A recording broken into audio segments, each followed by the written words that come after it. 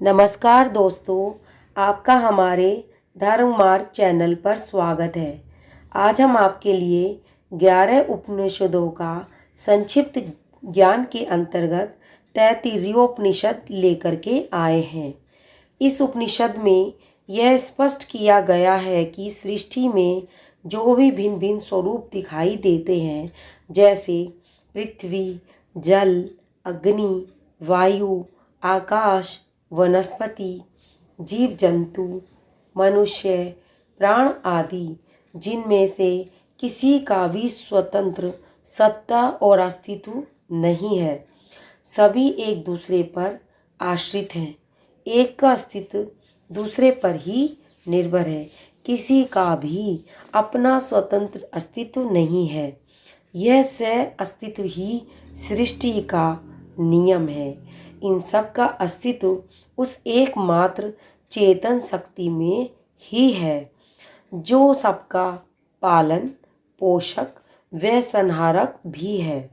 ऐसे तत्व को जिसने जान लिया है वही ज्ञानी है, और वही जगत में उसी की प्रतिष्ठा है।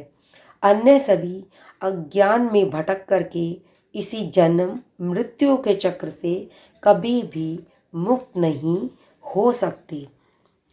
इस महान सत्य का निरूपण इस उपनिषद में किया गया है। सत्य को जानना और फिर उसको ग्रहण करना ही जीवन में आनंद प्राप्ति का एकमात्र मार्ग है। यही मानव कल्याण का मार्ग भी है। सृष्टि की ये सभी विशेषताएं उस एक तत्व में किस प्रकार अनुस्यूत हैं, इसका विवेचन इस उपनिषद में देखने को मिल जाता है। गीता में भी कहा गया है, हे धनंजय, मुझसे भिन्न कोई भी परम कल्याण नहीं है। यह संपूर्ण जगत सूत्र में मणियों की भांति मेरे में गूंथा हुआ है। इस उपनिषद में 3 वल्लियां हैं। प्रथम वल्ली में वैदिक शिक्षा की विधि व महत्व का वर्णन किया गया है। इसके साथ साथ अध्यापन को भी सबसे महत्वपूर्ण माना है।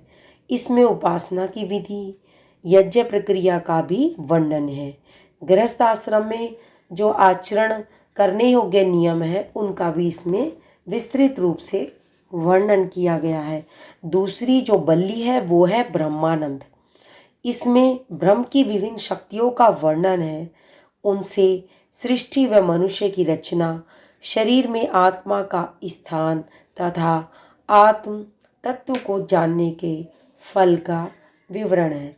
तीसरी जो वल्ली है वो है भृगु, जिसमें ब्रह्म को प्राप्त करने की विधि का वर्णन, सृष्टि में सह अस्तित्व एवं अतिथि सेवा की महिमा का वर्णन है। इस दृष्टि से यह उपनिषद सर्वाधिक महत्वपूर्ण बन गया है।